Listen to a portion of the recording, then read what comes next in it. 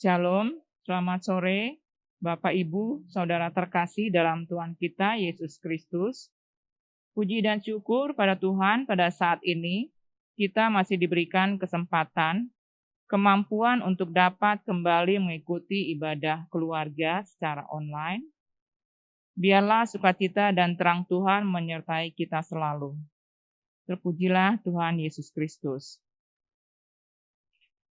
Bapak Ibu, Saudara yang terkasih, mari kita menyanyikan lagu dari Kidung Jemaat 340, bait 1 dan 2, Hai Bangkit Bagi Yesus.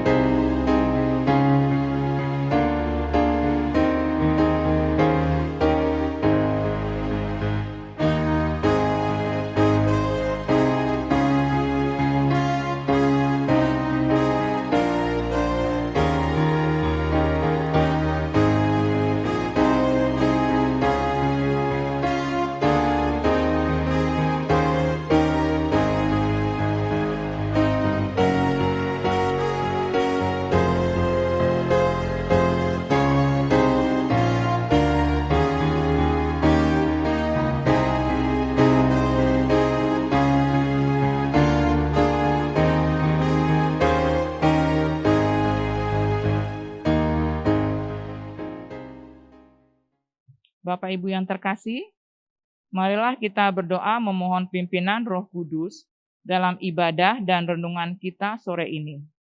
Mari kita berdoa. Bapa kami yang bertahta di dalam kerajaan sorga, Bapa di dalam nama Tuhan kita Yesus Kristus, kami mengucap syukur oleh karena kasih-Mu, penyertaan-Mu di sepanjang hari ini. Kembali kami boleh dapat mengikuti ibadah secara online.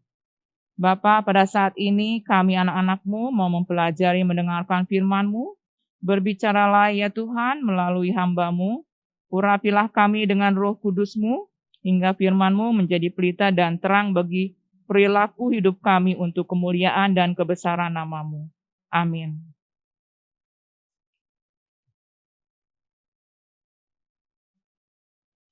Bapak, Ibu, Saudara yang terkasih, mari berdiri untuk membaca firman Tuhan yang diambil dari Yosua 8 ayat 14 sampai 29. Yang berbunyi, pagi-pagi ketika Raja Negeri Ai melihat hal itu, maka ia dan seluruh rakyatnya, orang-orang kota itu segera keluar berperang, menyerbu orang Israel ke lereng di seberang dataran itu. Raja itu tidak tahu bahwa ada orang bersembunyi di belakang kota. Yosua dan seluruh orang Israel itu berlaku seolah-olah dipukul mundur oleh mereka, lalu melarikan diri ke arah padang gurun. Sebab itu semua orang yang ada di kota dikerahkan untuk mengejar orang Israel. Maka mereka mengejar Yosua, sehingga makin jauhlah mereka terpancing dari kota. Seorang pun tidak tertinggal lagi di Ai dan Betel yang tidak keluar memburu orang Israel. Mereka meninggalkan kota itu terbuka karena mereka mengejar orang Israel.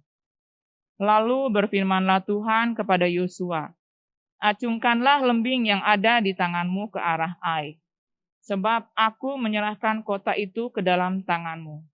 Maka Yosua mengacungkan lembing yang di tangannya ke arah kota itu. Ketika diacungkannya tangannya, Maka segeralah bangun orang-orang yang bersembunyi itu dari tempatnya. Mereka berlari memasuki kota, merebutnya, lalu segera membakar kota itu. Ketika orang Ai berpaling menoleh ke belakang, tampaklah asap kota itu naik membumbung ke langit. Mereka tidak sempat melarikan diri kemanapun juga, sebab rakyat yang tadinya lari ke padang gurun berbalik melawan pengejar-pengejarnya. Ketika Yosua dan seluruh Israel melihat bahwa orang-orang yang bersembunyi itu telah merebut kota dan bahwa asap kota itu naik membumbung, berbaliklah mereka, lalu menewaskan orang-orang Ai. Sementara itu juga keluar orang-orang Israel yang lain dari dalam kota menyerbu orang-orang Ai. Sehingga terjepit di tengah-tengah orang Israel itu. Yang ini dari sini dan yang itu dari sana. Orang-orang Ai ditewaskan, sehingga seorang pun dari mereka tidak ada yang dibiarkan terlepas atau luput. Tetapi Raja Ai ditangkap mereka hidup-hidup dan dihadapkan kepada Yosua. Segera sesudah orang Israel selesai membunuh seluruh penduduk kota Ai di padang terbuka, kemana orang Israel mengejar mereka, dan orang-orang ini semuanya tewas oleh mata pedang sampai orang yang penghabisan. Maka seluruh Israel kembali ke Ai dan memukul kota itu dengan mata pedang. Jumlah semua orang yang tewas pada hari itu, baik laki-laki maupun perempuan, ada 12.000 orang. Semuanya orang Ai. Dan Yosua tidak menarik tangannya yang mengacungkan lembing itu,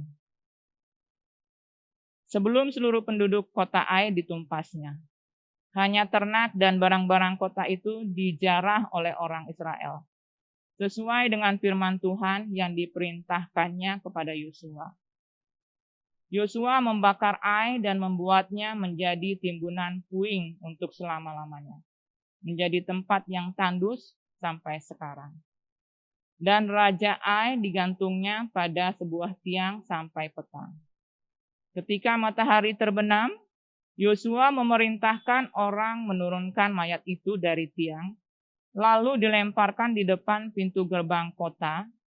Kemudian didirikan oranglah di atasnya suatu timbunan batu yang besar, yang masih ada sampai sekarang. Demikianlah pembacaan Alkitab. Terpujilah Tuhan kita Yesus Kristus. Haleluya. Bapak Ibu yang terkasih, tema kita dalam renungan sore ini adalah mengalah untuk menang. Bapak Ibu yang terkasih, pada kitab Yosua ayat 8, Yosua 8 ayat 14 sampai 29 ini menceritakan di mana Yosua sebagai pengganti Musa yang dipilih Allah untuk memimpin bangsa Israel memasuki tanah perjanjian. Bapak Ibu Saudara yang terkasih, pada peperangan yang pertama melawan bangsa Ai, bangsa Israel mengalami kegagalan karena dosa yang dilakukan oleh Akan, orang Israel yang mencuri dan berbohong dengan mengambil barang yang dikhususkan untuk Allah saja. Dan hal ini sangat mendukakan Allah. Hanya setelah dengan kerendahan hati, bangsa Israel mengakui kesalahan mereka dan menindak Akan dengan dosa yang dibuatnya, maka Allah kembali memimpin bangsa Israel melawan bangsa Ai melalui Yosua. Bapak Ibu yang terkasih, Yosua membiarkan bangsa Israel dan dirinya dipimpin oleh Allah. Allah merancang strategi perang melawan bangsa Ai yang tidak diduga oleh bangsa Ai. Raja Ai berbangga dengan kemenangannya yang pertama, sehingga dia membawa seluruh tentaranya untuk maju berperang. Raja Ai tidak tahu ada tempat persembunyian bangsa Israel di belakang kotanya. Oleh karena itu, ia tidak meninggalkan orang-orang yang mampu berperang untuk menjaga kota itu. Ia menggerakkan semua orang yang ada di kota Ai untuk mengejar orang Israel. Dan Yosua berhasil memancing tentara Ai yang kuat-kuat itu untuk keluar dari kotanya. Orang-orang Israel berpura-pura kalah dengan melarikan diri dari kota Ai. Semua ini dilakukan untuk memancing bangsa Ai jauh dari kotanya karena mengejar orang-orang Israel atau bangsa Israel tersebut. Bapak Ibu yang terkasih, hingga pada ayat 18 sampai 19, Allah memerintahkan kepada Yosua untuk mengacungkan lembing ke arah kota Ai. Bapak Ibu, lembing adalah senjata yang dibawa di atas bahu atau punggung oleh tentara-tentara Israel. Lembing itu menjadi isyarat dari pihak Yosua kepada orang-orang yang dalam persembunyian. Lembing itu juga menggambarkan bahwa peperangan Tuhan atau ada campur tangan Tuhan dalam melawan bangsa Ai. Lembing itu tidak ditarik kembali sebelum perang selesai. Sebelum perang tersebut selesai. Jadi lembing itu tetap diacungkan sampai perang itu dinyatakan selesai. Baru lembing itu kemudian diturunkan. Pada saat Yosua mengacungkan lembing tersebut, pada saat itu juga Tuhan menggerakkan orang-orang yang berada di dalam persembunyian, sehingga mereka bangun, berlari memasuki kota Ai itu dan merebut kota tersebut. Tentara-tentara bangsa Ai menjadi terjepit dan terdesak karena mereka diserang dari dua arah dan mengalami kekalahan. Yosua dan bangsa Israel memenangkan peperangan. Tidak ada seorang pun yang gugur dari bangsa Israel. Peperangan ini adalah perjuangan Tuhan dan bangsa Israel hanya sebagai alatnya. Setelah peperangan selesai, Yosua menarik kembali lembingnya. Bapak Ibu yang terkasih, apakah yang dapat kita pelajari dari peristiwa tersebut? Bapak Ibu, sebelumnya, mengapa Allah meminta Yosua untuk menyerang bangsa Ai? Karena Raja Ai dan juga rakyatnya itu mereka tidak mengikuti kehendak Allah. Mereka banyak berbuat dosa. Makanya Allah meminta Yosua untuk menghancurkan mereka. Dan Bapak Ibu yang terkasih, dalam kemiliteran, strategi dalam peperangan itu menjadi hal yang penting dan berpengaruh besar dalam keberhasilan atau kemenangan dalam sebuah pertempuran. Dalam peperangan di atas, Allah membuat berpura-pura orang Israel ini kalah. Dalam arti kalah untuk sementara. Sesuai dengan tema kita sore ini, mengalah untuk menang. Jadi orang Israel di situ mengalah. Mereka pura-pura lari, kemudian membuat orang bangsa Ai itu keluar. Baru mereka menyerbu kota Ai. Nah, tema kita pada sore ini adalah mengalah untuk menang.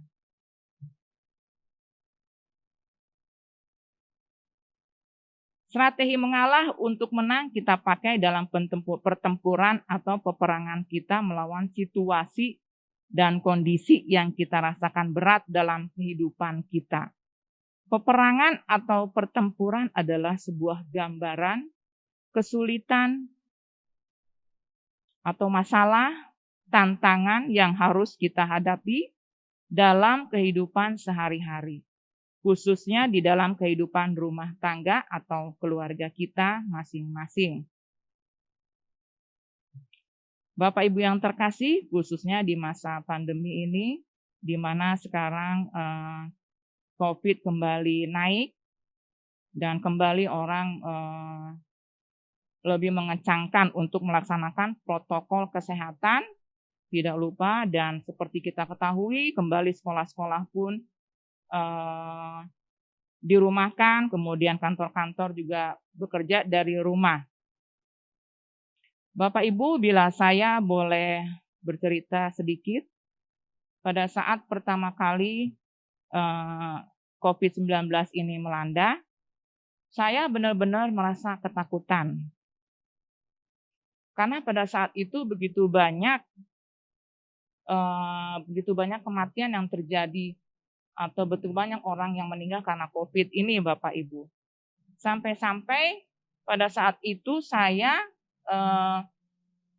benar-benar merasa takut sampai kalau kemana-mana itu memakai sarung tangan plastik. Karena takutnya, karena kita tidak bisa melihat virus itu.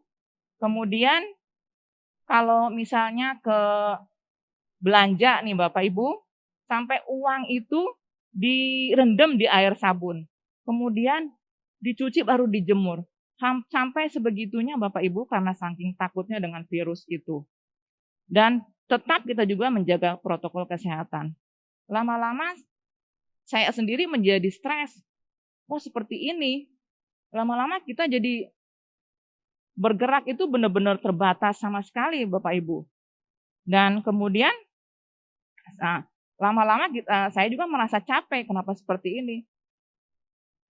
Akhirnya saya berdoa Bapak Ibu memohon kepada Tuhan dan kemudian saya membaca di sebuah WA di mana di situ pada wabah dahulu kala di mana rumah-rumah yang ada darah domba itu tidak akan mengalami kematian. Dan kemudian saya berpikir, kemudian saya pun berdoa. Saya memohon kepada Allah setiap malam karena di saya itu di keluarga saya ada orang tua dan belum divaksin. Kemudian saya berdoa setiap malam, setiap jam 12 atau jam 1 itu saya berdoa, meminta Tuhan itu memateraikan atau membungkus. Saya sebutkan namanya satu persatu. Siapa-siapa yang saya mohon Tuhan untuk tutup bungkus dengan darahnya yang kudus. Supaya mereka bukan karena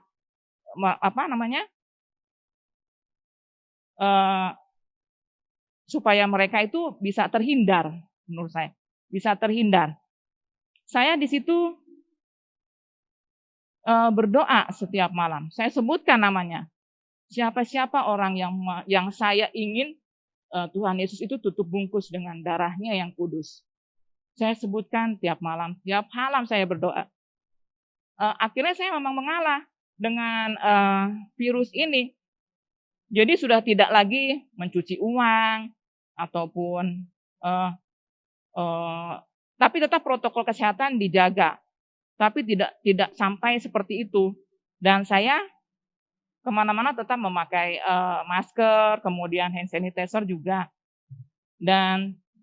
Tapi saya dengan berdoa setiap malam meminta Tuhan itu memateraikan atau menutup bungkus nama-nama yang saya sebutkan supaya mereka itu terhindar dari virus-virus seperti itu. Bapak Ibu yang terkasih, bukan berarti saya merasa menang karena tidak ada yang itu, bukan. Karena Setelah saya berdoa seperti itu, ada ketenangan dalam diri saya. Mau kemana-mana saya merasa tenang. Dan anak-anak itu kalau Bapak Ibu di dalam keluarga saya itu anak-anak sudah besar-besar. Sebentar-sebentar kadang-kadang mereka keluar bermain futsal. Kemudian balik lagi ke rumah sementara di rumah ada orang tua yang belum divaksin. Sungguh betapa ketakutannya saya. Jadi sampai saat ini Bapak Ibu, saya setiap malam selalu menyebutkan nama-nama orang yang saya sayangi, khususnya di keluarga saya, untuk Tuhan Yesus memateraikannya dengan darah yang kudus. Jadi saya merasa menangnya saya itu karena saya jadi tenang, tidak khawatir. Disitulah saya merasa mengalah, tapi saya menang di situ. Kemudian ada hal apa lagi, Bapak Ibu? Kalau kita lihat pada saat ini dengan perubahan zaman, ya, yang begitu pesat, di mana sekarang menggunakan teknologi yang begitu canggih. Dan kalau kita tahu, Bapak Ibu, kita lihat di YouTube, sebentar lagi di zaman milenial, dengan zaman yang berupa metaverse atau 5.0, di mana di zaman milenial ini yang saya tahu itu anak-anak itu bisa sekolah itu dari rumah dengan hanya memakai kacamata 3 dimensi. Jadi seolah-olah dia sekolah.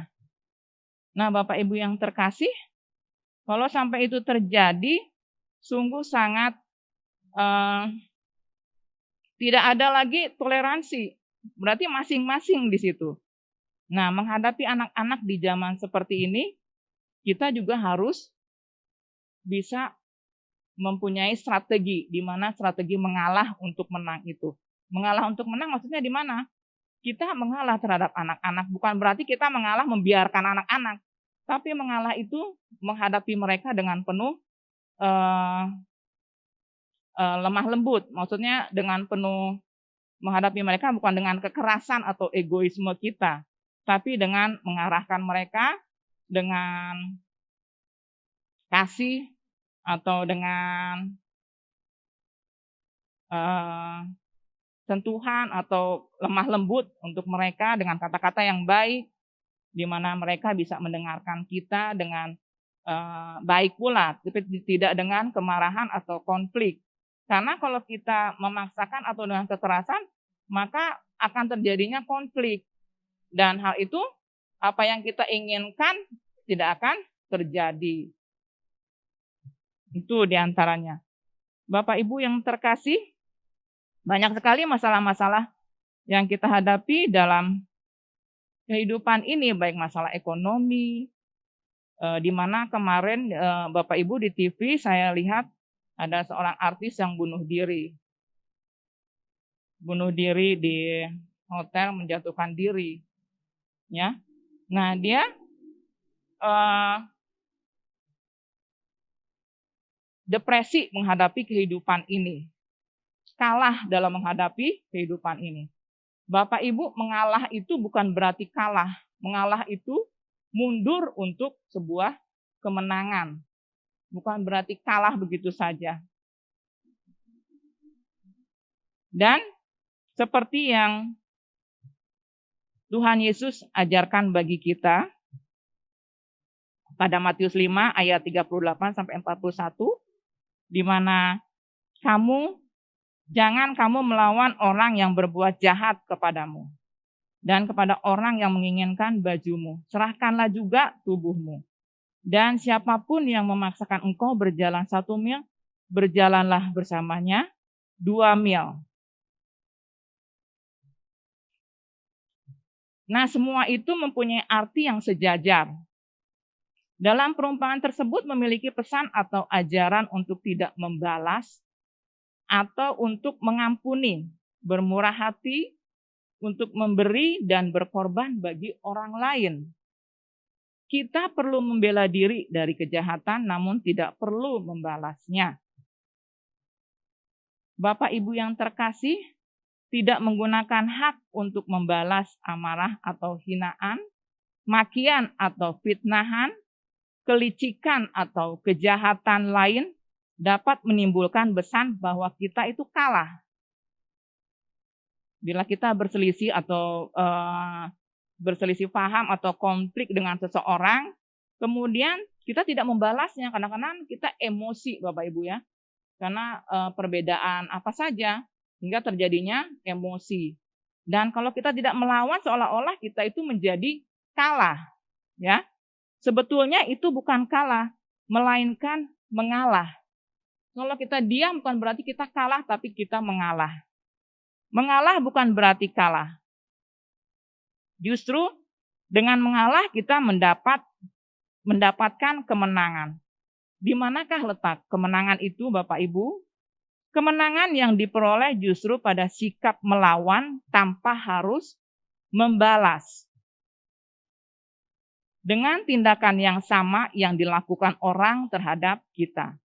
Dengan mengambil sikap seperti ini, kita sebenarnya menambah atau memperkaya diri kita dengan nilai-nilai khas kekristenan yang Tuhan Yesus sudah ajarkan bagi kita. Yaitu kesabaran, kemurahan hati, kelemah lembutan, kasih, kerendahan hati, dan pengampunan. Inilah kemenangan kita, kualitas diri kita sebagai orang Kristen. Bapak Ibu, untuk menghadapi peperangan dalam hidup kita, Allah ingin kita pun terlibat. Allah ingin kita pun melibatkan Allah hingga kita pun dapat memenangkan pertempuran ini pada akhirnya. Apakah senjata yang harus kita pakai saat ini untuk menghadapi pertempuran kita pada saat ini, Bapak Ibu? Kalau pada saat itu Joshua melawan bangsa Ai, kemudian melibatkan Tuhan, Tuhan menyarankan Joshua menggunakan lembing. Ya, Bapak Ibu. Pada zaman sekarang kita melibatkan Allah hingga kita dapat memenangkan pertempuran ini. Kita melibatkan Allah dengan menggunakan senjata apa Bapak Ibu? Inilah lembing yang kita gunakan. Firman Tuhan zaman sekarang, kita menghadapi peperangan dengan lembing ini. Dengan firman ini.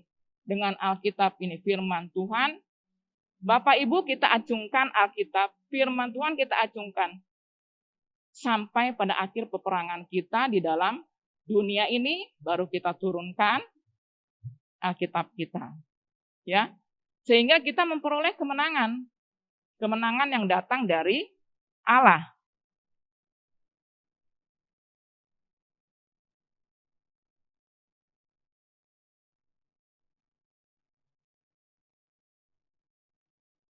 Bapak Ibu yang terkasih, iman percaya, taat dan setia dengan menyerahkan diri sepenuhnya, seutuhnya kepada pimpinan Tuhan, maka umat Allah akan mencapai kemenangan dari Allah.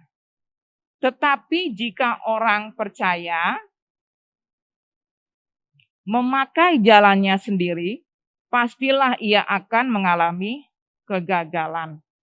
Tuhan Yesus katakan, hanya anak manusia atau hanya Tuhan Yesus yang bisa memerdekakan manusia. Yohanes 8 ayat 36.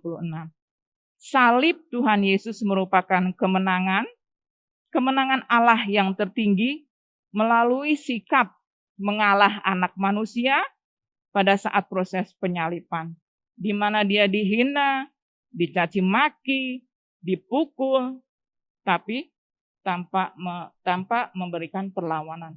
Bukan berarti Tuhan Yesus itu tidak sanggup untuk melawan mereka, tapi Tuhan Yesus mengalah. Mengalah untuk apa? Untuk sebuah kemenangan. Kemenangan itu ada di kayu salib. Itulah kemenangan Tuhan Yesus.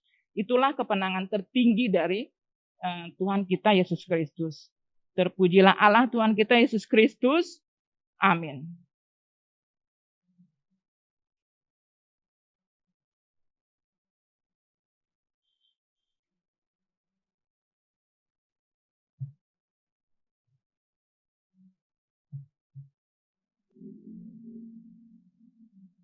Bapak Ibu yang terkasih, mari kita masuk dalam doa syafaat. Mari kita tundukkan kepala, tutup mata, kita berdoa. Bapa kami yang bertahta di dalam kerajaan surga, kami mengucap syukur atas segala berkat, kasih dan sukacita yang telah Kau berikan bagi kami anak-anak-Mu. Bapa, terima kasih untuk firman-Mu yang sudah kami pelajari, kami terima, kami dengar. Ajari kami untuk melakukan kebenaran firman-Mu dalam kehidupan sehari-hari hingga kami boleh menjadi pelaku firman-Mu untuk kemuliaan dan kebesaran nama-Mu. Bapa kami yang di surga, kami berdoa bagi keluarga-keluarga atau jemaat-Mu, sertai dan berkati kami dalam kegiatan kami, hingga kami boleh dapat melaksanakan segala kegiatan kami dengan penuh sukacita dan damai sejahtera yang datang daripada-Mu. Bapa, kami juga mau berdoa bagi gereja-Mu Sela Gracia, pimpin dan sertai Ibu Pendeta Maria, dalam tugas dan pelayanannya di gereja ini. Dan kami juga mau berdoa bagi para presbiter, para pelayan, kategoria, dari mulai pelayan PA sampai pelayan PKLU. Tuhan, Engkau mau berkati para presbiter dan juga para pelayan, dan juga keluarga-keluarga mereka, keluarga demi keluarga. Engkau mau pimpin dan tuntun sertai mereka dalam kehidupan mereka. Dan kami juga mau berdoa untuk tim multimedia. Tuhan Yesus, dalam pelayanannya dan kesaksiannya, biarlah terang Kristus memimpin dan menyinari kami dalam setiap pelayanan kami dan juga dalam setiap pelayanan tim multimedia untuk kemuliaan dan kebesaran nama-Mu. Bapa, pada saat ini kami juga berdoa bagi jemaat-Mu yang sakit, baik di rumah maupun dirawat di rumah sakit, baik mereka yang terkena COVID Omikron. Engkau juga mau berikan kekuatan, kesembuhan, dan kepulihan. Mereka boleh pulih kembali untuk kembali melakukan kegiatannya hari demi hari dengan penyertaan-Mu. Biarlah mereka boleh sembuh melalui makanan atau obat-obatan dan yang mereka minum, dan juga melalui firman-Mu yang hidup. Bapa, kiranya Engkau juga mau lindungi para lansia atau orang tua kami, berikan kekuatan, kesehatan, kesabaran, sukacita bagi mereka dalam segala kegiatan dan puji-pujian mereka yang mereka lakukan di rumah untuk kemuliaan dan kebesaran nama-Mu. Kami juga mau berdoa bagi pemerintahan negara ini. Bapa, kiranya Engkau menyertai, memberkati para pemimpin di negara ini, mulai dari Bapak Presiden sampai pada staf-staf di pemerintahan daerah. Biarlah mereka boleh memimpin dengan mementingkan kepentingan umum di atas kepentingan pribadi untuk kemakmuran dan kesejahteraan rakyat Indonesia, khususnya hingga tercipta masyarakat yang adil, makmur, dan penuh kasih. Bapa, kami naikkan doa ini di dalam nama Tuhan Yesus Kristus, Sang Penebus dan Juru Selamat kami, yang telah mengajarkan kami berdoa. Bapa kami yang di surga, kuduskanlah nama-Mu, datanglah kerajaan-Mu, jadilah kehendak-Mu di bumi seperti di surga. Berikanlah kami pada hari ini makanan kami yang secukupnya, dan ampunilah kami akan kesalahan kami, seperti kami juga mengampuni orang yang bersalah kepada kami, dan janganlah membawa kami ke dalam percobaan, tetapi lepaskanlah kami daripada yang jahat. Karena Engkau-lah yang punya kerajaan dan kuasa dan kemuliaan sampai selama-lamanya. Amin. Bapak Ibu, kita masuk dalam persembahan. Marilah kita memberikan persembahan berdasarkan 1 Tawarikh 16 ayat 29 yang menyatakan, berilah kepada Tuhan kemuliaan namanya, bawalah persembahan dan masuklah menghadap Dia, sujudlah menyembah kepada Tuhan dengan berhiaskan kekudusan. Tuhan memberkati saudara dan persembahan saudara. Sambil memberikan persembahan, kita menyanyi dari Kidung Jemaat 291 bait 1 dan 2, mari bersyukur semua.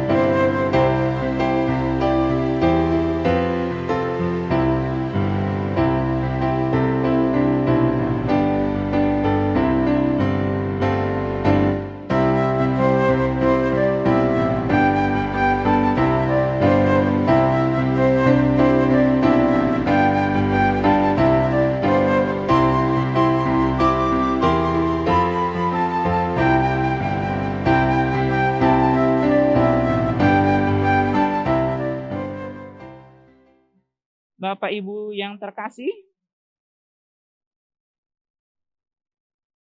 mari kita doakan persembahan kita. Mari kita berdoa. Tuhan Yesus, terima kasih atas berkat yang telah Engkau berikan bagi kami anak-anak-Mu. Tuhan Yesus, kiranya Engkau memberkati persembahan kami, biarlah persembahan ini boleh berguna bagi kemuliaan dan kebesaran kerajaan-Mu di dunia ini. Terima kasih Bapa, di dalam tangan pengasihan anak-Mu Tuhan Yesus Kristus, kami berdoa dan mengucap syukur. Amin.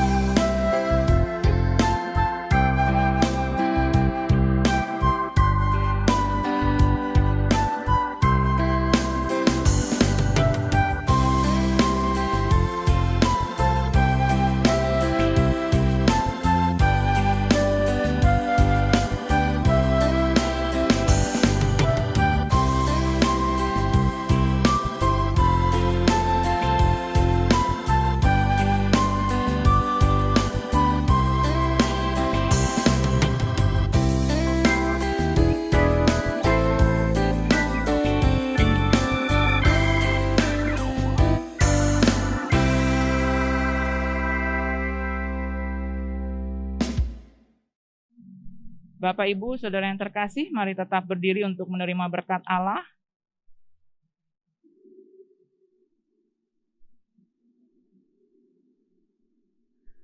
Arahkanlah hatimu dan pikiranmu kepada Tuhan, serta terimalah berkat-Nya. Tuhan memberkati engkau dan melindungi engkau. Tuhan menyinari engkau dengan wajah-Nya dan memberi engkau kasih karunia. Tuhan menghadapkan wajah-Nya kepadamu dan memberi engkau damai sejahtera.